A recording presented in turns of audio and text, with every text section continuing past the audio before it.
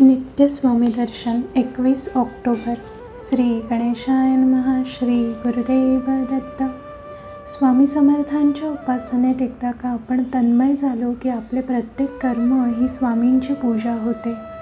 याचे महत्त्वाचे कारण म्हणजे प्रत्येक घडलेली, घडत असलेली आणि घडणारी गोष्ट आपण फक्त स्वामींनाच सांगतो, त्यांच्याशीच फक्त संवाद साधतो.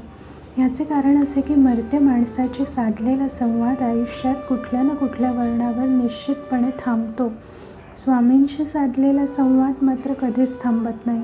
स्वामींचे वचन जे आहे की तू भिवू नकोस, मी तुझ्या पाठीशी आहे, त्याचा प्रत्यय आपल्याला पदोपदी येतो. हे शाश्वत शब्द आपल्याला विलक्षण धीर देतात. प्रत्यक्ष स्वामी समर्थ आपल्या पाठीशी उभे राहिले की कळी काळाला सुद्धा घाबरायचे कारण नाही, ही उभारी स्वामीच आपल्याला देतात. श्री दत्तावतारी स्वामी समर्थ परमेश्वरी स्वरूपात आपल्याबरोबर वावरत आहेत हे जाणवू लागल्यावर मनाला खूप आनंद होतो.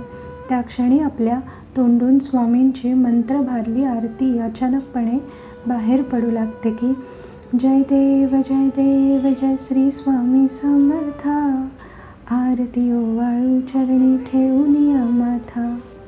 केवळ स्वामींची आरतीच नव्हे तर स्वामीनाम वेगाने मुखावाटे बाहेर पडू लागते. ही स्वामींची उपासना स्वामींच्या सर्वच परमभक्तांना शांतीचा नवा महामार्ग दाखवते. म्हणून माझ्या प्राणप्रिय स्वामी भक्तांनो, तुम्हाला मी आवर्जून एकच गोष्ट सांगतो की स्वामी उपासनेला कधी सोडू नका. स्वामींच्या अस्तित्वाच्या खुणा सहजपणे प्रकट करणारी ही उपासना हा आपल्या दैनंदिन आयुष्याचा महत्त्वाचा क्षण आहे. एकदा का ही उपासना मनासारखी जमली की आनंदाला नवे परिमाण लाभते. आपल्या लक्षात येऊ लागते की स्वामी आपल्या अवतीभोवतीच वावरत आहेत.